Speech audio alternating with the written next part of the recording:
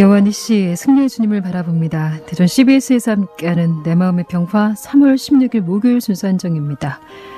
대전 CBS와 대전 성심화 운동본부가 마련한 2단 사이버 대책 세미나가 오전부터 시작해서 열방교회에서 열리고 있는데요. 오늘 오후 5시까지 진행됩니다.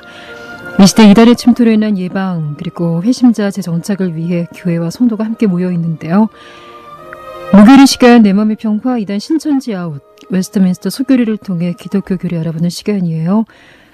매 시간 그런 생각을 해봅니다. 믿음에 서서 우리가 하나님을 더욱 잘 알아가는 것, 이것이 우리가 삶 가운데 힘써 나아가야 할 삶의 방향이라는 생각이 드는데요. 여러분 지금 이 방송 대전 CBS 라디오 그리고 페이스북 페이지 내 맘의 평화 검색하시면 라이브로 함께 하실 수 있습니다. 지금부터 동행하겠습니다.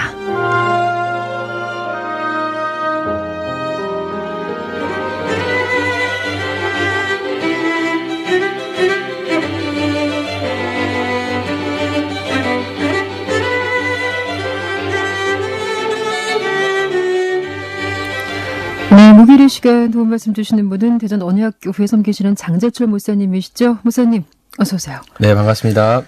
지금 2단 사이버 대책 세미나 열리는 가운데 있습니다. 봄도 오고 또 영적으로도 깨어 있어야 하고 우리의 갈 길이 많나요? 예, 맞습니다. 예. 참 좋은 세미나가 CBS와 또 지역교회와 같이 연합해서 이루어지는 것 같습니다. 성도들이 뭐 평소에 말씀을 잘 배우고 듣겠지만 특별히 세미나를 통해서 특별식을 먹는다고 할까요? 또 영양 보충을 한다고 할까요? 그런 의미에서 이런 세미나 같은 것이 있으면 담임 목사님께 안내를 잘 받아서 참석하셔서 영적으로 귀한 가르침과 또 이단에 대해서 경계를 가질 수 있는 그런 세미나 참 좋고 참석하셨으면 좋겠습니다. 좋습니다. 오늘 마무리 될 때까지 또 큰 차질 없이 세미나가 잘 진행되도록 여러분 또 생각나실 때 기도해 주시고요. 목사님과 함께 저희들 10계명을 나누는 가운데 오늘 벌써 6번째 계명인데 제가 이제 봄 이야기 잠깐 드렸는데 스튜디오 안이 이렇게 포근하게 느껴지는 것이 참 오랜만입니다. 네, 뭐 저번 주까지만 해도 스튜디오는 약간 썰렁한 느낌이 좀 있었는데요. 오늘은 완전히 봄이 온 것 같습니다. 어떠세요? 봄 어디서 좀 느껴보셨어요, 지금? 예, 뭐 봄을 느끼지 않은 곳이 없죠. 하나님께서 봄을 다 두셨기 때문이죠. 예, 네. 예, 봄을 다 두셨는데 뭐 저희 집 데이지 꽃을 몇 주 전에 아내가 사왔던데요. 예, 참 예쁘게 꽃이 피고 있는 꽃이 계속 펴 있는데 그 데이지 꽃이나 또 아이들의 가벼운 발걸음 또 그 아파트에 보면 또 놀이터가 있지 않습니까? 네. 겨울에는 사람들이 없습니다. 그런데 이제 요즘에는 맞아요. 시끌거리는 소리. 예, 시끌거리는 소리나 동네 사람들의 그 가벼운 웃음소리가 봄이 왔다는 것, 하나님이 우리의 마음에서부터 시작해서 온 세상에 봄을 두셨다는 것을 정말 느끼기에 충분한 계절이고 또 그렇습니다. 예. 데이지 노란 꽃잎, 보라 꽃잎. 예, 보라도 그렇죠? 있고 흰색도 있고 노란색은 없었는 것 같은데 보라하고 흰색이 있었습니다. 예. 참 예쁩니다. 예. 아이들도 그 생명지가 가진 또 색감을 통해서 또 주님 주시는 아름다운 봄을 한참 더 느꼈으면 좋겠다는 마음이 들고요. 자, 오늘 6번째 계명 살인하지 말라. 이 뭔가 참 시대적으로 저는 사실 오늘 계명을 이렇게 나누려고 준비를 하던 중에 참 많은 생각 들었거든요. 네, 맞습니다. 예. 무엇 하지 말라 이제 금지 명령이에요. 예. 이 시대에 사실은 이 목숨을 앗아가는 많은 이 살인 행위들이 참 일어나지면 안 되는데 사실 많이 일어나고 있잖아요. 예, 참 6계명 살인하지 말라라는 계명이 6계명인데 다른 모든 계명도 다 적실하지만 이 6계명은 현대 사회에 유독 적실한 그 계명 같습니다. 이제 기술이 발달하고 또 사회가 고도화돼 갈수록 사실은 이제 뒤에서 좀 말씀드리겠지만은 인간이 기계화되는 그런 경향들이 많습니다. 그래서 사람들이 일정한 기능과 역할을 하지 못하면 그 사람들을 소위 말하면 쉽게 죽이기도 하고 또 사람들을 자신의 어떤 도구로 쓰이는 그런 경우가 참 많은데요. 그러면서 생명 경시가 뭐 너무 다분하고 심지어는 뭐 아나운서님이 저 같은 경우에는 어렸을 때 아주 큰 뉴스거리가 지금은 뉴스거리가 되지 않습니다. 맞습니다. 예, 그래서 뭐 그냥 지나가는 안에 또 그런 일이 있구나라고 할 정도로 뭐 가족이 사람을 서로 죽인다든지 뭐 부모가 자식을 유기한다든지 자식이 또 부모를 유기한다든지 이런 뉴스는 저희 때는 아주 큰 뉴스였는데 어렸을 때는 지금 뭐 이 너무 비일비재한 그런 인명 경시에 풍조, 비인간화, 기계화 현상이 저희 가운데 가득한데 이 6계명은 아주 적실한 계명 같습니다. 예. 근데 사실은 한편으로는요. 오늘 다루는 이 계명이 아니 무슨 말씀입니까? 살인이라뇨. 너무나 우리와는 전혀 우리와는 너무 다른 이야기입니다. 경험하지 못합니다. 이렇게 느끼시는 분들이 있을지 모르겠어요. 오늘 아마 이 시간을 통해서 조금 더 구체적으로 이 계명이 어떠한 의미인지를 아마 더 알아가는 시간이 되지 않을까라는 생각이 드는데 자 먼저 소결의 문답에서는 어떻게 좀 명시하고 있는지 살펴볼게요. 네, 소결의 문답 6계명에 대한 계명이 67문부터 69문까지 나오는데요. 먼저 67문 제 6계명이 무엇입니까? 제 6계명은 살인하지 말라입니다. 제 6계명에서 요구하는 바가 무엇입니까? 68문입니다. 제 6계명이 요구하는 것은 우리 자신과 다른 사람들의 생명을 보존하기 위해 정당한 노력을 기울이는 것입니다. 69문 제 6계명이 금하는 것은 무엇입니까? 제 6계명이 금하는 것은 우리 자신의 생명이나 우리의 이웃의 생명을 부당하게 빼앗거나 무엇이든지 그런 경향이 있는 것들입니다. 라고 고백하고 있습니다. 6계명이 살인하지 말라 명료하죠. 네. 이 문자적 의미를 주의 깊게 좀 살펴볼 필요가 있다라는 생각이 드네요. 네. 아주 짧은 이 어떻게 보면은 계명인데요. 이 계명 안에 참 많은 것을 담고 있습니다. 그러니까 오늘 이 두 주에 걸쳐 살펴볼 건데요. 오늘은 말 그대로 문자적으로 나와 있는 하지 말라. 네. 또 다음 주에는 해야 될 것. 그렇죠. 항상 두 측면이 있지 않습니까?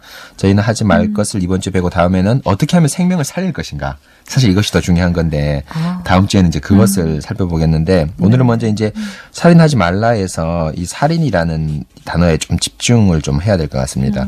어떤 분들은 이 살인이라기보다는 살생으로 해석하는 경우가 있는데 그래서 뭐 모든 동물이나 식물을 죽이지 말라 뭐 이렇게 얘기하는 경향이 있는데 생명을 갖고 있는 것이 예, 맞습니다. 그러나 이 노아 홍수 이후에 하나님께서 육식을 허락하신 것이나 또 저희가 피치 못할 경우에 그 동물들을 저희의 음식으로 쓸 수 있습니다. 이제 그런 경우를 제외하고 사실은 그러니까 동물들도 저희가 생명을 보존하고 아껴야 되겠죠. 그러나 이제 사실은 6계명은 성경 자체가 어떤 동물이나 환경에 대한 것도 있지만 사실 포인트는 사람에 대한 겁니다. 그래서 살인이라는 것이 살인하지 말라라는 것이 좀 더 정확하고 또 히브리어를 살펴봐도 이 살인이라는 뉘앙스가 훨씬 더 많이 풍기는 그런 계명인데요.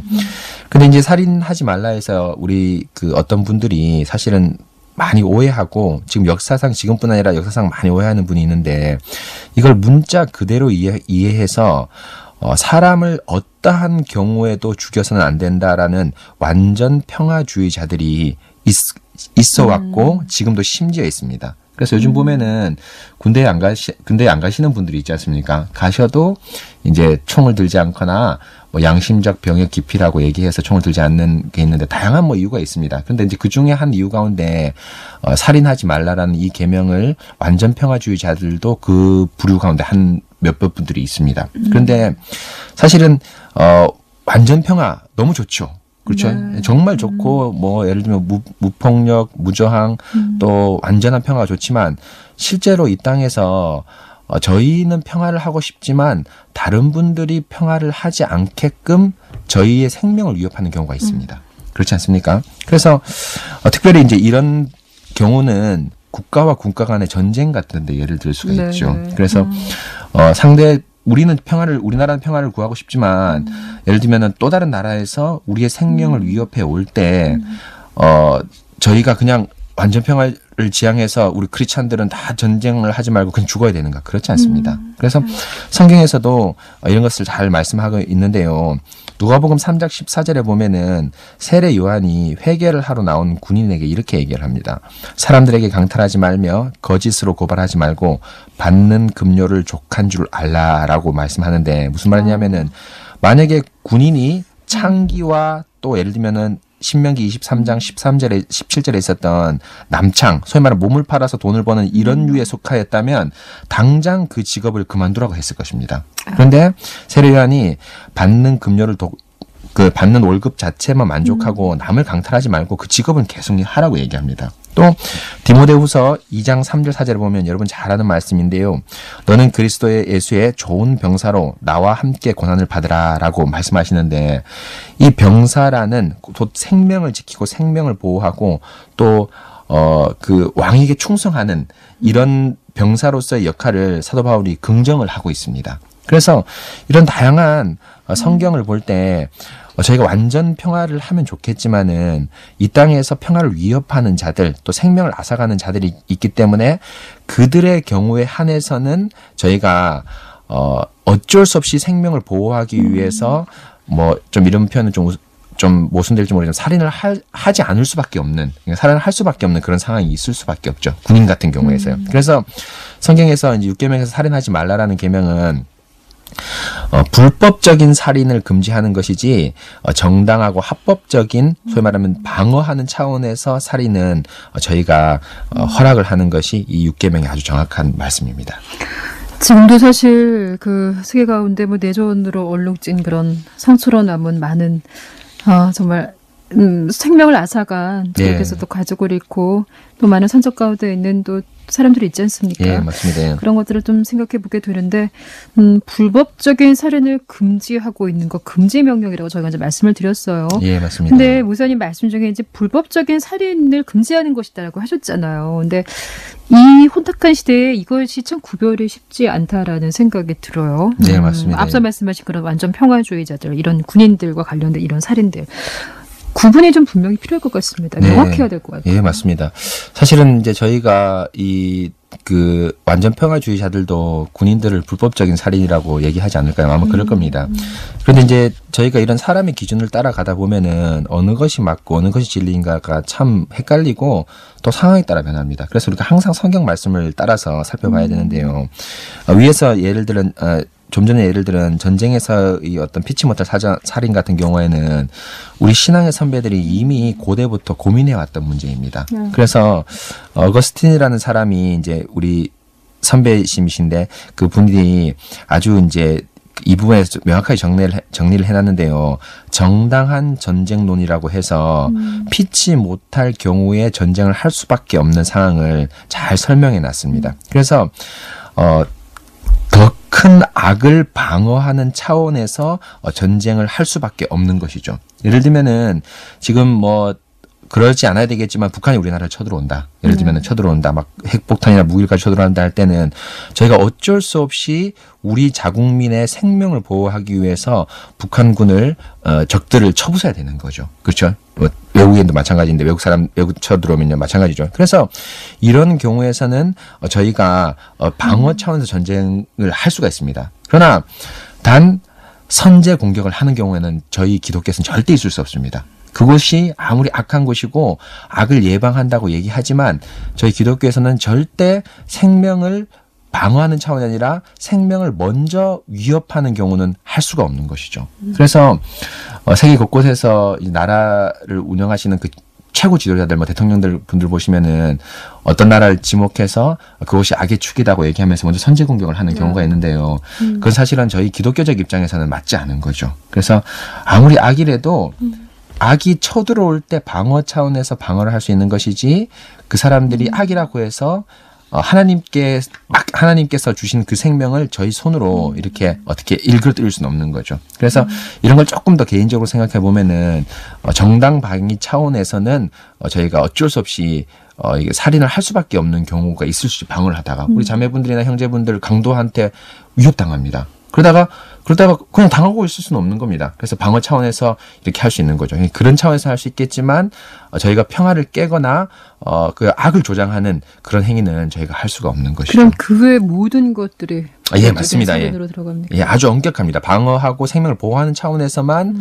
전쟁을 할 수 있지 나머지 경우에서는 할 수가 없는 것입니다. 그런데 이제 불법적인 살인이라고 얘기하는 것은 이제 무엇이냐 하면은 첫째 말하면은 의도적인 살인입니다. 그래서 뭐 이거는 절대 이유 여하를 막론하고 아무리 선한 의지가 있더라고 하더라도 의도적인 살인의 경우에는 성경에서 철저히 금하고 있는 것입니다. 그래서 아주 좋은 목적으로 또 평화를 위한다. 또 어떤 걸 위한다고 해도 절대 의도적인 살인을 할 수 없고요. 둘째, 사실은 이것이 가장 좀 중요한 포인트인데요. 비의도적인 살인인 경우에도 우리 하나님께서 이 불법적인 살인이라고 말씀하십니다. 비의도적이다. 예, 예를 들면은 이 신명기에 아주 잘 나와 있는데요. 제가 한번 읽어드릴게요.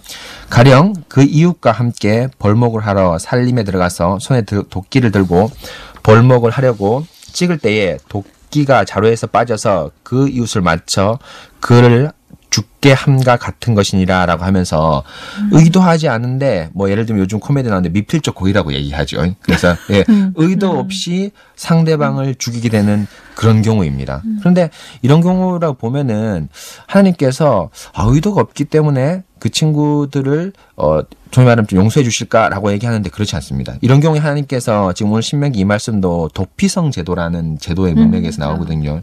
그러니까 고의적이 아니라 비의도적으로 살인을 했을 때 하나님께서 도피성으로 도망가라고 합니다. 네, 그런데 이제 도망가라고 하는 이유 가운데 한 가지가 첫째가 가족으로부터 그 복수를 받는 그 형벌을 받는 것을 받기 위해죠. 그러니까 죽임 당한 사람의 가족이 너무 흥분되고 열받을 거 아닙니까? 네. 그러니까 그 사람들로부터 보호하기 위해서 도피성으로 가라고 했는데 문제는 도피성에 가서 잠깐 있다가 흥분이 가라앉으면 다시 나오는 것이 아니라 그해 대제사장이 죽기까지는 거기에 머물러 있어야 됩니다. 자유가 일정 박탈당하는 거죠. 그게 무슨 말이냐면은 책임이 없다는 게 아닙니다. 네. 너에게도 분명히 책임이 있다는 것입니다. 어떤 책임입니까? 도끼자루를 잘 봐야 되지 않냐. 작업을 하기 전에 이렇게 이 위험한 물건을 다루고 그 옆에 만약에 사람이나 혹은 뭐 아이나 연약한 유부녀들이 있었을 때 이 도끼자루를 맞으면 얼마나 큰 상처를 입겠냐. 그런데 너는 왜 그것을 명확하게 보지 못했냐. 이런 명확한 책임을 묻는 거죠. 그래서 하나님께서 고의가 없더라고 하더라도 이 고의를 없게 만드는 그런 여러 가지 다양한 이유들, 그러니까 준비하지 못한 것들에 대해서 책임을 반드시 묻게 되는 겁니다. 그래서 여기서 바로 뭐냐면은 하나님께서 당신의 생명을, 당신께 주신 생명을 참으로 존중하고 아낀다는 것을 저희가 명확히 알 수가 있는 것이죠. 참으로 생명을 존중하는 하나님임을 우리가 바라보게 됩니다. 내 마음의 평화 여러분 함께하고 있습니다. 오늘 10계명 가운데 6번째 계명이에요. 살인하지 말라. 2시간 걸쳐서 내용을 나눠보는데 오늘은 금지 명령에 대한 것, 하지 말라는 것에 대한 그 문자적인 해석들을 살펴보고요. 다음 시간에는 또 다른 관점에서 그렇다면 오히려 생명을 살리는 이런 또 어떠한 것인지를 살펴볼 텐데 지금 함께하는 시각이 1시 47분 24초 이제 막 되네요. 잠시 쉬어가겠습니다.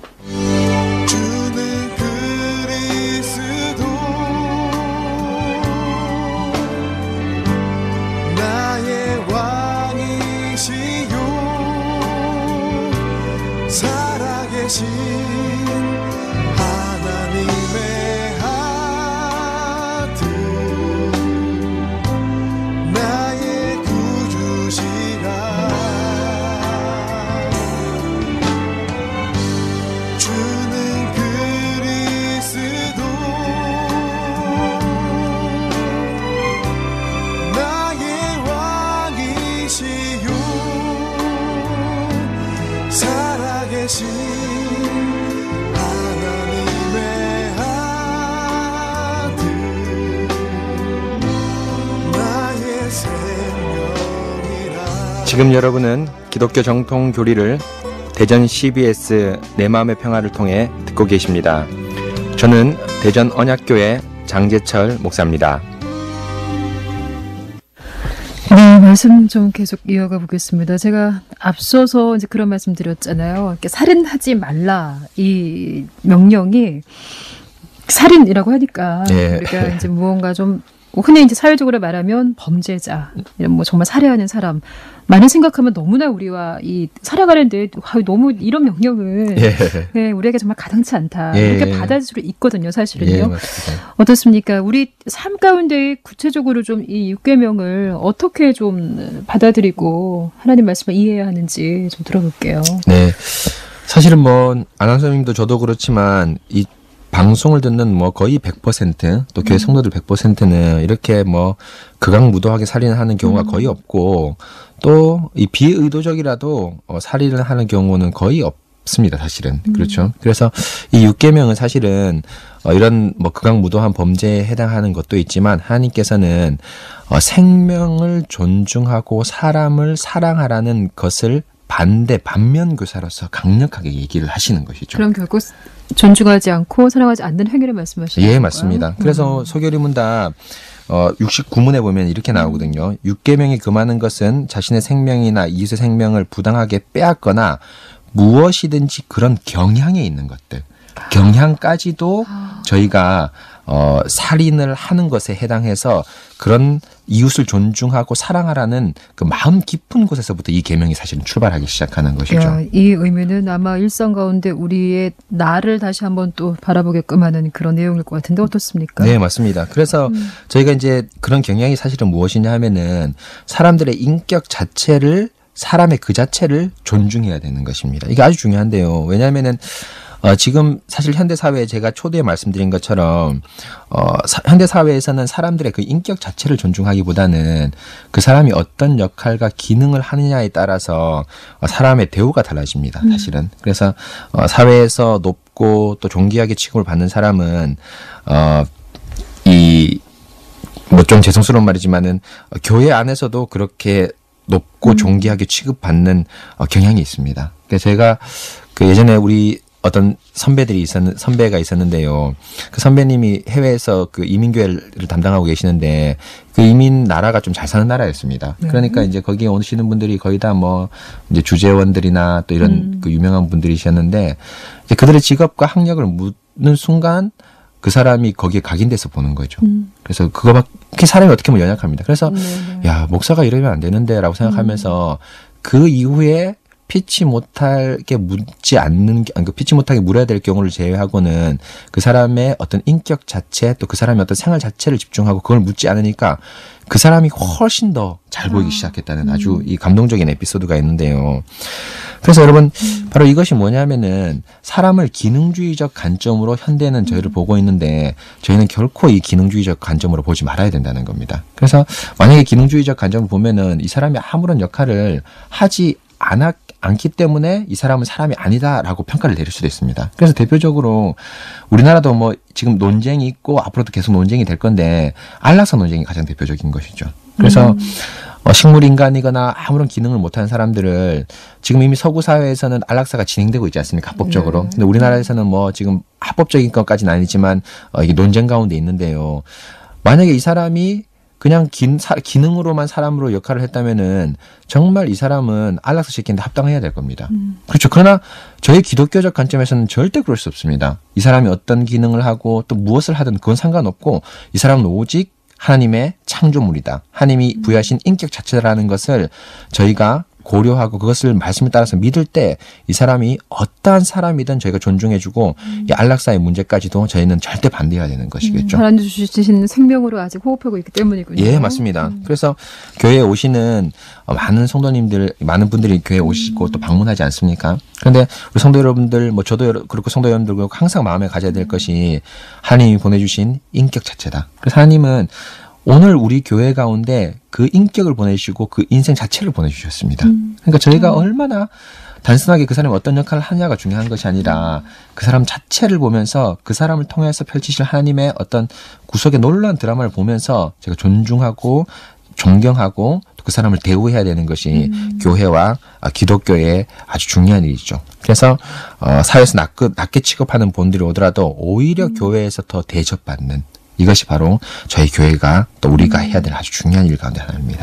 더욱더 낮은 곳에 처해 있는 분들을 이제 환대하는 그러한 것들이 참 필요하다는 생각이 드는데 그런 생각이 드네요. 아마 이제 이후에 이제 모서인도 마무리해 주시겠지만 이제 살인하지 말라라는 것 가운데 우리가 수많은 관계들을 생각해 보게 되나요? 예, 맞습니다. 일상 가운데 우리는 수많은 감정을 나누고 이제 또 대화하지 않습니까? 말로서 사람들을 상대하게 되는데 내가 좀 상처의 말들은 없나 또 되돌아보게 되는데 자 이제 앞으로의 또 일상을 우리는 살아갑니다. 관계 속에서 우리 앞으로 이 6계명 주신 것 어떻게 좀 적용하며 살아가야 할까요? 예, 실제로 뭐 관계에서 이 6계명이 아주 적실하게 저희 사용될 수 있는데요. 요즘 현대 사회의 뭐 코미디나 이런 프로를 보면은 상대방을 좀 비하하면서 웃음을 유발하는 그런 것들, 또 직장 동료들 사이에서도 이런 것들, 가족 사이에서도 이런 것들이 있습니다. 그런데 그 마음을 가만히 보면은 상대방을 좀 얕보는 뉘앙스가 있습니다. 그런데 우리 기독교인들은 하나님 말씀을 따라서 나 역시 혹은 그 사람 역시 하나님께서 만든 인격이기 때문에 아주 존중하는 마음으로 상대를 배려하는 마음을 가져야 되는 것이 너무너무 중요하죠. 그래서 이 배려, 따뜻한 배려의 마음을 가지게 될 때 말 한마디, 행동 한마디가 따뜻하게 나옵니다. 그래서 목사님 저 같은 경우에는 성도들이 이제 주일날 결석하지 않습니까? 이제 주일날 결석하거나 이제 모임에 다 보이시는 거예요? 예, 모임에 안 오면은 사실은 좀 두 마음이 있습니다. 첫 번째 마음은 내가 그렇게 얘기했는데도 정말 이거 말을 왜 이렇게 안 듣는 거야? 이런 마음이 드는데 마음 깊은 곳에서 6계명을 탁 번뜩 떠올리면 어떤 생각이 드냐 하면은 우리 성도가 오늘 이 말씀을 못 먹었는데 야 얼마나 배고프게 살아갔을까 하면서 사실은 성도들한테 고면할 때 왜 안 왔어? 너 무슨 일이 있었어? 또 말 안 들었지? 이렇게 얘기하는 것보다 내가 얼마나 너 때문에 걱정하는지 몰라. 성도님 얼마나 걱정하는지 모릅니다. 성도님이 말씀으로 먹고 살아야 되는데 이번 주 말씀을 못 듣게 돼서 참 제 마음이 안타까웠습니다 하면은 자연스럽게 그 따뜻한 마음이 느껴집니다. 그래서 제가 우리 선배 가운데 아주 훌륭한 선배들이 많은데 그중에 한 분이 주일날 교회를 안 오시는 분이 있으면은 청년 사역을 할 때 청년을 찾아갔답니다. 그래서 요즘엔 그러면 절대 안 되는데 예전에는 이제 한 대 때렸답니다. 발로 이렇게 무릎팍을 조인트를 깐다고 하죠. 탁 까놓고 왜 교회 안 왔어? 이렇게 해놓고 끝에 하는 말이 설교를 탁 준다는 겁니다. 그러면은 결국에는 이제 따끔한 충고 한마디가 네가 말씀을 듣지 못했기 때문에 내 마음이 참 괴로웠고 힘들었다는 걸 얘기하는 것이지 단순하게 교회 출석 높이고 나의 업무적 성과를 높이기 위한 것이 아니라는 따뜻한 마음을 들을 때 그 목사님께 사역이 아주 왕성했다는 얘기를 들으면서 저 역시 그런 생각이 많이 드는데요. 부부와 부부 사이 또 부모와 자녀 사이 또 친구와 친구 사이에서도 마음에서 상대방을 배려하고 걱정하는 마음이 먼저 우선될 때 말 한마디 행동 한마디가 따뜻하게 나오는 것이죠. 우리가 사순절을 보내는 가운데 있어요. 이제 부활절까지 제가 보니까 이제 10계명을 차례로 짚어보게 될 텐데, 그리스도의 삶 가운데 이제 어떤 지침이 되어야 할까? 저희 한 30초 정도 나눠주시고 마무리 인사 드리겠습니다. 예, 사실 그리스도는 다음 주에 배우게 될 것인데 생명을 살리러 저에게 오셨죠. 그래서 생명을 살리기 위해서는 자기 희생이 필요한데 그 자기 희생의 기간이 사순절 또 그 기간입니다. 이 기간 동안 그리스도께서 우리를 위해 죽으신 그 생명을 기억하시고 또 우리를 살리신 그 은혜를 기억하시면서 묵상하시면서 기도하시면 아주 충만한 사순절 기간 또 부활절을 맞이할 수 있을 것 같습니다. 좋습니다. 자, 10계명 6번째 계명과 2번째 시간 다음에 또 풍성히 나눠볼게요. 오늘 동행 대전 언약교회 장재천 목사님 감사드립니다. 네, 감사합니다. 네, 저도 인사드릴게요.